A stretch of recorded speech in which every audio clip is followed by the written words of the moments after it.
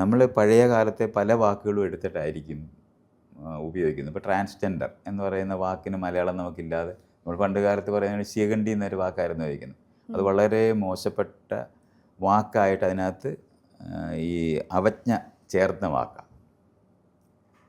ആണും പെണ്ണും കെട്ടവൻ എന്നൊക്കെ പറയുന്നതിന് അവജ്ഞ ചേർത്തിട്ടുണ്ട്. അവജ്ഞ ചേർത്തിരിക്കുന്നതാണ് കൊണ്ട് രണ്ടുമല്ലാത്തൊരു, അതുകൊണ്ട് നമ്മളെല്ലാവരും ഇപ്പോഴും ഇംഗ്ലീഷ് വാക്കല്ലേ ഉപയോഗിക്കുന്നത്, ട്രാൻസ്ജെൻഡേഴ്സ് എന്ന് ചില പറയുന്നത്. സമയത്ത് 9 എന്നൊക്കെ പറയാറുണ്ട്. അല്ല, എന്താണ് അതൊക്കെ അത് വാക്കല്ല. അത് നമ്മൾ എന്താണ് പുച്ഛത്തോടെ പറയുന്നതാണ്. അതല്ല, വർണ്ണിക്കേണ്ടതുണ്ട്. ട്രാൻസ്ജെൻഡേഴ്സിനോട് താങ്കൾക്ക് പുച്ഛമുണ്ടോ ശരിക്കും? അതോ അവരെ അംഗീകരിക്കുന്നുണ്ടോ? അതല്ല ഞാൻ പറയുന്ന വിഷയം. നമ്മൾ പുച്ഛം ഉള്ളതിനെ പറ്റി പറയുകയല്ല. ട്രാൻസ്ജെൻഡർ എന്ന് പറയുന്നത് നമ്മൾ മലയാളത്തിലൊരു വാക്ക് നമുക്കില്ലാതിരിക്കുന്നു എന്നുള്ളതാണ് പറയുന്നത്.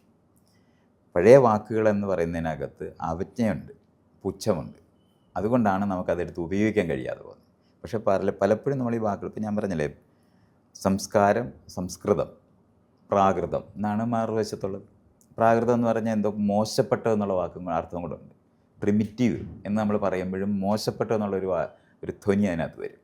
ഇതുപോലുള്ള വാക്കുകൾ നമുക്ക് സത്യത്തിൽ കണ്ടെത്തേണ്ടതുണ്ട്. നേരത്തെ ഉണ്ടായിരുന്നത് എന്നുള്ള അർത്ഥത്തിലാണ് നമ്മൾ പ്രിമിറ്റീവ് എന്ന് പറയുന്നതെങ്കിൽ കുഴപ്പമില്ല. പക്ഷേ വീട്ടിൽ കയറ്റാൻ കൊള്ളാത്തവരെന്നുള്ള അർത്ഥത്തിൽ അത് പ്രയോഗിക്കാൻ പറ്റും. ഈസ് എ പ്രിമിറ്റീവ് ഫെലോ എന്ന് പറഞ്ഞാൽ ഇങ്ങനെ നമ്മുടെ പരിക്കകത്ത് കയറ്റാൻ കൊള്ളത്തില്ല എന്നുള്ള അർത്ഥത്തിൽ വരും. അതുകൊണ്ടാണ് നമുക്ക് പലപ്പോഴും വാക്കുകൾ പറയുമ്പോൾ ഞാൻ തന്നെ വിഷമിക്കാറുണ്ട്. വാക്ക് വെച്ച് നമ്മൾ സംസാരിച്ച് കഴിയുമ്പോൾ തന്നെ നമുക്കത് പെട്ടെന്നറിയാം ഈ വാക്കിന് വേറെ ധ്വനിയുണ്ട് എന്ന്.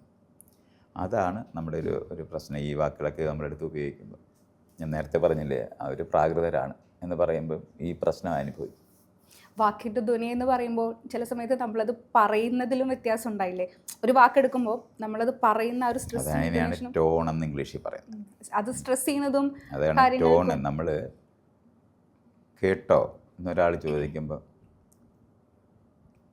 നീ കേട്ടോ എന്നുള്ള അർത്ഥത്തിൽ വരുന്ന കേട്ടോ വരാൻ പറ്റും. കേട്ടോ എന്ന് ചോദിക്കുന്നത് കേട്ടോ എന്നുള്ള അർത്ഥം മാത്രമല്ല, അത് ഇഷ്ടംപോലെ ആണ്. നാടകക്കാരെല്ലാവരും ശബ്ദം കൊണ്ട് ചെയ്യുന്ന കാര്യങ്ങളാണ്. സിനിമ അഭിനയിക്കുന്നവർക്കൊക്കെ അതറിയാം. അപ്പോൾ ആ നിലവാരത്തിലുള്ള ടോൺ കൊണ്ടുണ്ടാക്കുന്ന വ്യത്യാസങ്ങളുണ്ട്. നമ്മൾ ഒരേ വാക്ക് തന്നെയായിരിക്കും പറയുന്നത്, പക്ഷെ പലതരത്തിൽ അത് പറയാൻ പറ്റുമ്പോൾ പലതരത്തിലുള്ള അർത്ഥങ്ങളുണ്ടാകും.